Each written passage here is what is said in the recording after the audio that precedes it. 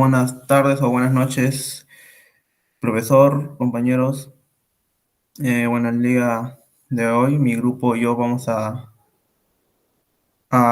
resolver lo que vendría a ser el laboratorio 6 sobre una cámara de refrigeración de carnes y derivados, ¿no? Los integrantes de este proyecto son mi compañero Sánchez Altamirano, Johan Javier, Villalobos González Giancarlos y quien les habla, Zabaleta García Kevin Alexis, estudiantes de la carrera de Ingeniería Agroindustrial, séptimo ciclo. El presente trabajo realizado del curso de Tecnología de Refrigeración y Congelación con la supervisión del docente, el ingeniero Mariano Wilmer Luján Corro. Primeramente iniciamos con lo que dicen nuestros objetivos. Tenemos que determinar el dimensionamiento de una cámara frigorífica, determinar las características del aislamiento térmico y determinar el balance térmico de una cámara frigorífica. Entre los materiales tenemos internet, en datos meteorológicos, un software, diseño CAD o también podríamos utilizar el programa de SketchUp, computadora, laptop, calculadoras, cuadernos para apuntes, tablas de propiedades de los alimentos y un instructivo o formulario que vendría en nuestro seminario, ¿no? Comenzamos con la introducción. Bien, una de las características principales de la industria de transformación de productos agrarios es el carácter perecedero de las materias primas que se utilizan. Esto explica que la instalación frigorífica sea un componente usual en este tipo de industria.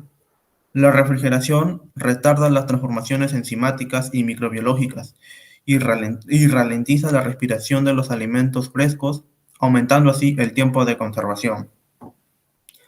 El tiempo de almacenamiento de la materia prima en la cámara frigorífica depende de muchos y variados factores, como pueden ser características de conservación de la materia prima, volumen disponible para el almacenamiento del producto, estacionalidad de la producción y el volumen de la transformación de la industria. Primero comenzamos con lo que vendría a ser el dimensionamiento de la cámara frigorífica. En este caso, le mostramos de la empresa Subpro, que se dispone a recibir jabas con carne de pollo beneficiados. Las cajas tienen unas dimensiones de 41 por 70,5 por 23,6 centímetros, con una capacidad media por caja de 20 kilogramos. La cámara frigorífica proyectar será FIFO, puesto que el producto almacenado será requerido diariamente.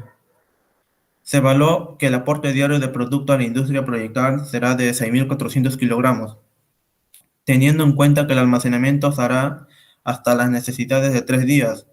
Esto supone dimensionar una cámara para una cantidad de carne, la cual vemos acá su capacidad, 800 kilogramos por hora, en cual tomamos 8 horas al día. En los días, como habíamos nombrado, son 3 días, el cual nos arroja una capacidad de 19.200 kilogramos. De esta manera podemos hallar lo que vendría a ser el número de cajas a almacenar, el cual tenemos un valor de 960 cajas. Para almacenar se usarán unos palets normalizados, en este caso de 1300 de ancho por 1100 de largo por 156 de altura. Todo esto en milímetros, en los cuales se distribuirán en 3 cajas por fila, como se representa acá en la figura. A su vez se colocarán 4 filas de cajas en altura por pallet, de forma que se almacenarán 12 cajas por pallet. El número de pallets necesarios serán en este caso de 80 pallets.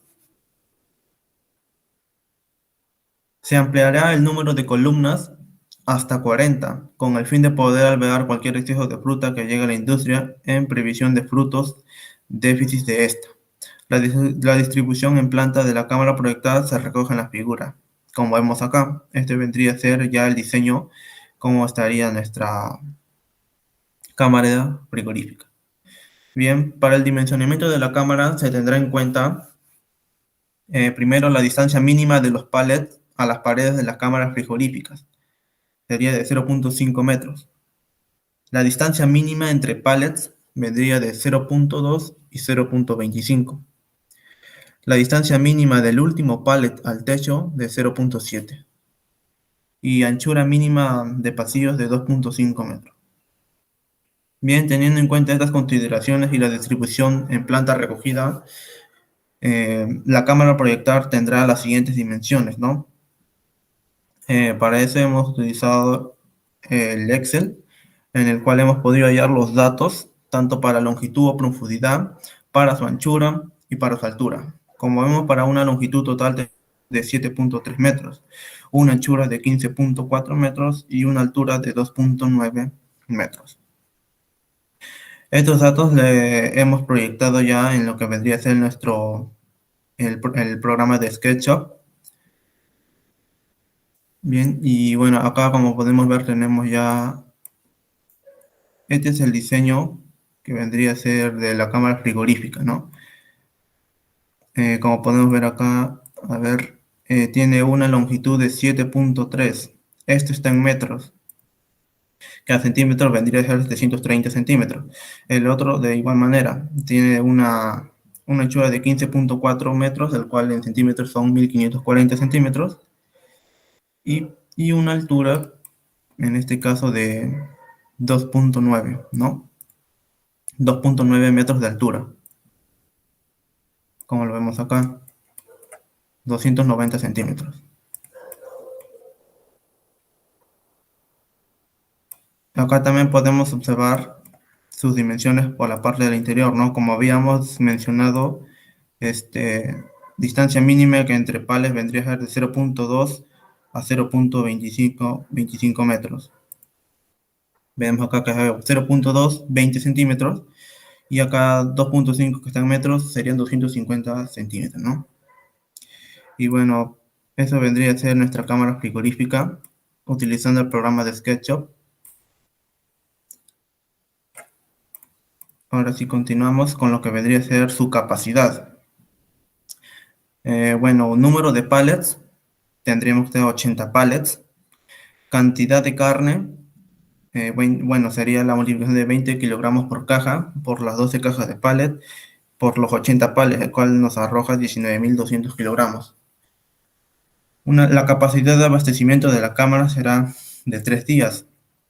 El volumen de la cámara se halla multiplicando las dimensiones de nuestra cámara frigorífica, ¿no? Que nos arroja un valor de 326.018 metros cúbicos. Y su densidad de almacenamiento vendría a ser de 58.89 kilogramos por metros cúbicos. Se dispone de una puerta de 2 por 2.5 metros para facilitar el paso de las carretillas elevadoras, como puede verse ya en la figura, ¿no? Esta puerta es corredora y presenta una sobrecortina de PVC que está acompañada de un mando eléctrico y de apertura manual en el interior, ¿no? Como podemos observar acá, ¿no? El carro mecánico puede introducirse por la parte de acá, el cual tiene una anchura, digamos, de 250 centímetros, ¿no? Acá está, 250 centímetros por donde pueden pasar los carros, ubicando los pallets. Bien, esto vendría a ser lo que sería ya las dimensiones de la cámara frigorífica. Ahora mi compañero les hablará un poco sobre el aislamiento térmico. Bueno, continuando con la exposición, las consideraciones en cuanto al aislamiento térmico. Bueno, en cuanto a las consideraciones generales, la cámara se va a situar en la esquina, en una de las esquinas de la industria, orientando sus caras extremas al norte y al oeste. Las bases para el cálculo de los espesores del aislamiento van a estar en relación con la misión que tiene esta, ¿no? Al efecto, se indican las razones más normales para su uso, que serían como las de mantener una temperatura superficial de aislamiento desde el punto de vista de la protección personal, ¿no? Confort y todas esas características. Además de ajustarse unas pérdidas de calor por unidad de longitud o superficie. Otra, otra razón sería obtener el espesor económico óptimo, evitar una diferencia de dilatación sensible además de evitar condensación entre superficies y cumplir con la legislación vigente, ¿no? En lo que es la conservación de los productos. Como siguiente punto, tenemos lo que es los materiales aislantes que vamos a considerar, ¿no? En cuanto a las paredes y techos, se propone utilizar el sistema modular panel de sándwich, que consta, bueno, este sistema de panel de sándwich está compuesto por tres capas, ¿no? Dos capas metálicas exteriores y un núcleo de espuma aislante. Eh, bueno, además, el núcleo, en lo que sería la espuma, se considera lo que es el PUR, que vendría a ser una espuma de poliuretano que nace de la combinación del poliol y el disocinato. Además, este compuesto sintético obtenido por una reacción de condensación como mencioné, entre isocinato y un material que contenga hidroxilo, tal como un poliol o aceite secante. El aire presionado en su interior permite ser moldeado en bloques o formas, ¿no? Esa es la ventaja que tiene este material, dando lugar a un material alveolar de células cerradas de baja densidad, pero de gran poder aislante. En este caso, este aislante ha sido escogido debido a sus características beneficiosas que tienen, ¿no? Como por ejemplo ser un excelente aislante térmico, poseer una elevada resistencia a la difusión del vapor de agua, las buenas prestaciones mecánicas, ¿no? Como la alta resistencia a la compresión, la alta estabilidad dimensional, además de su fácil manipulación y la simplicidad del montaje. Por otro lado, se ha considerado su bajo coeficiente de conductividad térmica, el carácter inodoro y no tóxico, su capacidad calorífica, la resistencia a la deformación por la temperatura, y además que es está en el mercado a un precio económico, ¿no? En este caso, las características que va a tener esta espuma serán de una densidad de 32 kilogramos por metro cúbico, el coeficiente de conductividad térmica de 0.030, la resistividad al vapor de agua de 0.07, la resistividad a la compresión de 1.5, ¿no? En este caso, las caras de los paneles van a ser de chapa de acero con acabado en galvanizado y lacado con pinturas especiales de tipo plástico, ¿no? En las caras que dan al exterior. Los sistemas de puntas transversales o longitudinales van a asegurar esta estanquidad en cubiertas o parámetros verticales. No existen varillas ni pernos pasantes que producen perforaciones en las chapas. Además, se consigue igualmente una robustez máxima, ¿no? La chapa de la cara exterior está preparada con un perfilado de 50 milímetros entre ejes, lo que permite obtener paneles con un ancho útil de 1.2 metros, ¿no? En cuanto a los suelos, una función muy importante que tiene el suelo en este caso eh, en el almacén frigorífico debe ser su capacidad para soportar cargas pesadas, ¿no? Ya que como se mencionó, se van a tener cierta cantidad de pallets y el suelo tiene que ser propicio para soportarlo, ¿no? Por lo que se construirá de forma tradicional y no mediante estructura de panel de sándwich. Además, se utilizará también el material aislante, el PUR, debido a sus ventajas, ¿no? En este caso, en la aplicación en los suelos, posee poco espesor necesario, elevada resistencia a la compresión y es de fácil aplicación, ¿no? Las capas que se van a utilizar, en este caso en el suelo, eh, son lo que sería la losa de reparto, el hormigón y el aislante, que en este caso sería el PUR, ¿no? Que en este caso lo que vamos a hallar sería su espesor, un espesor específico dado las necesidades que tenemos, ¿no? En los criterios de cálculo. Para el cálculo de los espesores, los aislantes utilizados en refrigeración eh, se limita el flujo máximo de calor a un valor de 8 kilocalorías. Eh, Luego, para lo que es ya la evaluación de, la, de los aislantes, de sus espesores, eh, baja un poquito, por favor. Si tienen los coeficientes de convección, ¿no? Que varían o dependen de la velocidad del aire y del sentido del flujo térmico. En este caso, los valores asignados son, en este caso, 25 kilocalorías para superficies en contacto con el aire exterior y 7 kilocalorías para las superficies interiores, ¿no? Con poca ventilación. Y 9 kilocalorías en este caso para superficies interiores con mucha ventilación, como serían las cámaras con ventilación forzada. El salto térmico en este caso vendría a ser lo que es la variación de temperatura, ¿no? Como ya se ha explicado, la cámara frigorífica en este caso va a ser destinada a lo que es el producto en especial, que sería el pollo fresco. Por lo que se muestra en el cuadro resumen, sus especificaciones de temperatura, humedad relativa y tiempo máximo. Para el pollo fresco se tiene que la temperatura debe ser de menos 5 grados centígrados, por lo cual, de acuerdo a este dato, se proyecta la instalación de una cámara frigorífica a menos 5 grados centígrados y con una humedad del 85%, teniendo como valor para TI, que sería la temperatura inicial, menos 5 grados centígrados, ¿no?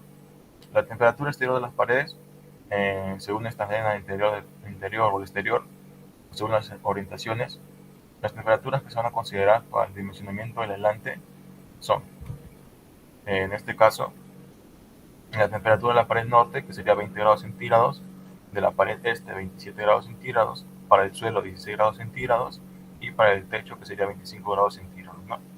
Y a continuación lo que se tiene ya es el cálculo de los espesores. En cuanto a lo que son la parte de las paredes y techos, se va a aplicar la siguiente fórmula que se muestra ahí, ¿no? Y en la siguiente tabla ya se recogen los datos. Por ejemplo, para la pared norte, la variación de temperatura que muestra ahí tiene relación con la temperatura que se quiere con la temperatura inicial, ¿no? Que en este caso era, para la pared norte era de 20 grados centígrados y teniendo en cuenta la temperatura inicial que se consideró menos 5 grados centígrados, está la variación 25 grados centígrados, ¿no? Y así de igual manera para lo que es la pared este, los interiores y lo que es el techo. Ahí se obtiene, sube porfa, el cuadrito, un espesor que sería el calculado, ¿no? Por ejemplo, para la pared norte 89.2, en la pared este 115, en los interiores 116 y en el techo 104. Y esto llevándolo a lo que existe en el mercado, pues mejor dicho, el espesor comercial de lo que se tiene en este producto, se ha tomado un valor referencial, ¿no? O, que es a lo que se tiene a disposición, que sería en este caso para la pared norte un espesor de 100 milímetros, para la pared este, interiores y techos, un espesor de 120, ¿no? Baja por favor. Bueno, en cuanto al suelo, se tienen los valores de la temperatura que se muestra ahí, 21 grados centígrados, considerando que la variación, ¿no? Se necesita una temperatura de 16 grados centígrados, en la variación con lo que se tiene inicial del producto, que es menos 5 grados centígrados, se tiene 21 grados centígrados. Aplicando la fórmula mostrada ahí, se ven en consideración las siguientes, las capas que se necesitan para el suelo, ¿no? Como lo que serían las losas y el aislante, se obtiene 61.7, ¿no? Eligiéndose como espesor comercial de lo que se tiene ya en el mercado, un espesor de 75 milímetros. Luego, para el cálculo de los flujos térmicos reales, que nos va a servir para la siguiente parte, se aplica la fórmula mostrada aquí y se obtienen como flujos térmicos ya estos valores para lo que sería la pared norte, pared este, las paredes interiores, el techo y el suelo, ¿no? Y a continuación de él pase a mi compañero. Bueno, ahora tenemos el cálculo del balance térmico. Para el cálculo del balance térmico tenemos que tener en cuenta las características de la cámara determinadas anteriormente. Tenemos la temperatura interior de la cámara a menos 5 grados Celsius, el porcentaje de humedad relativa 85%, la longitud 7.3 metros, anchura 15.4 metros, la altura 2.9 metros y el volumen de 326.08 metros cúbicos. Bueno, ahora vamos allá a las cargas. Primeramente tenemos la carga térmica debido a las pérdidas por transmisión por paredes, techo y suelo, que sería la carga 1. Este carga o sea, el flujo de calor se halla en el SI por el QI.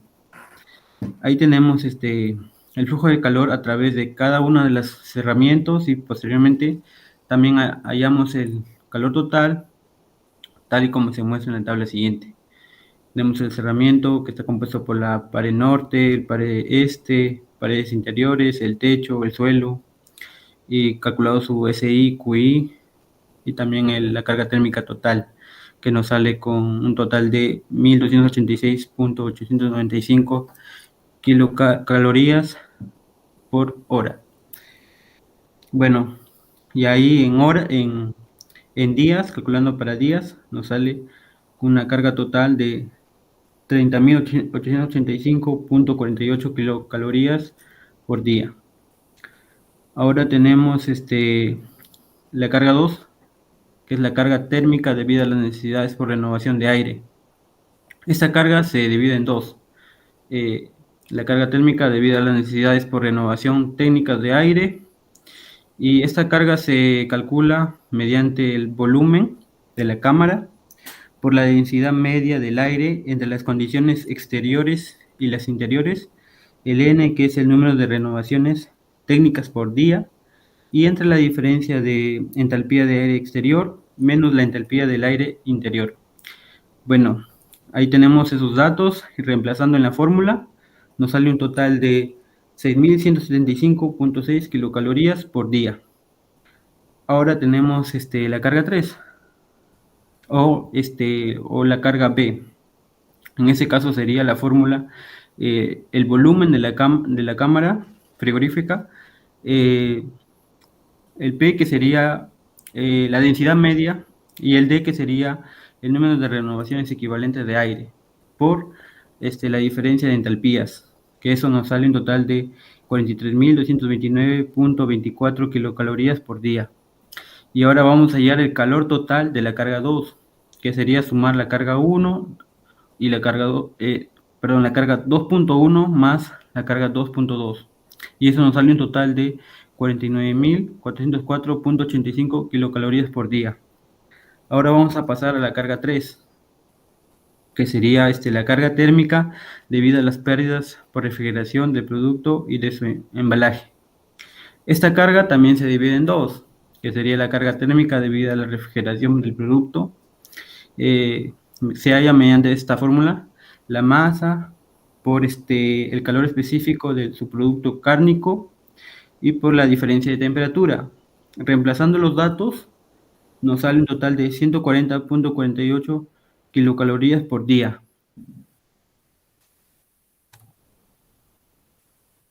Ahora, para la carga B, la carga térmica debido a la refrigeración del envase, en nuestro caso, no es de aplicación, y por lo tanto lo hemos considerado como cero. Y ahora, hallando la carga total de la carga 3, sería un total de 140.48 kilocalorías por día. Ahora, para la carga 4, que sería la carga térmica debida al calor desprendido por los ventiladores. Esta carga se halla mediante la fórmula 0.005 por la suma de la carga 1, la carga 2 y la carga 3, obteniéndose un valor de 402.15 kilocalorías por día. Ahora, para la carga número 5 y 6, la suma se halla por 0.03 por la suma también de la carga 1, carga 2 y carga 3, obteniéndose un valor de 2.412.92 kilocalorías por día. Ahora tenemos la carga número 7. Esta carga se halla mediante la fórmula de 0.1 por la suma total de la carga 1, 2, 3, 4 y 5. Esta carga tiene un total de 8.324.58 kilocalorías por día. Ahora tenemos la carga térmica total a evacuar, QT. Esta carga total se obtiene sumando todas las pérdidas que se han expuesto anteriormente, obteniéndose un valor de 91.570.48 kilocalorías por día.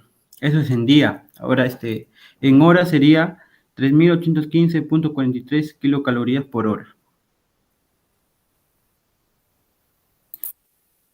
Bien, para continuar, tenemos que calcular lo que es el cálculo del condensador.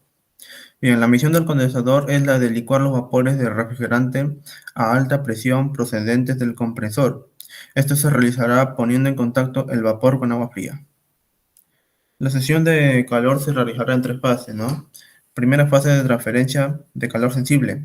El enfriamiento de los vapores desde la temperatura del vapor sobrecalentado hasta la temperatura de condensación. Esta fase es muy rápida debido a la gran diferencia de temperaturas que existen y se efectúa generalmente en la primera cuarta parte del condensador. Después tenemos la fase de transferencia de calor latente. Esta sesión de calor se produce a temperatura constante. Es muy lenta y necesita de dos cuartas partes siguientes del condensador. Para que este intercambio de calor se realice, es necesario un salto de temperaturas importantes entre el fluido y el medio de condensación. Y como segunda, tenemos la segunda fase de transferencia de calor sensible. Enfriamiento del líquido desde su temperatura de condensación hasta la temperatura deseada. Este enfriamiento se realiza en la última cuarta parte del condensador. Bien, en su desarrollo hemos utilizado lo que mi compañero había hallado, lo que vendría a ser la carga térmica en kilocalorías por hora, pasarlo a kilowatts. En este caso añadimos un factor también de seguridad del 20% debido a que un condensador nunca trabaja al 100%. Y de esa manera hallamos una capacidad de 5.32 kilowatts. Entonces necesitaríamos un condensador de 5.32 kilowatts de capacidad. Y bueno, eso ya lo vemos acá ya graficado, ¿no? Nuestro condensador, que obviamente siempre va acompañada de un evaporador, ¿no? Y bueno, mostrando esta imagen es como concluimos con nuestra exposición. Muchas gracias por todo.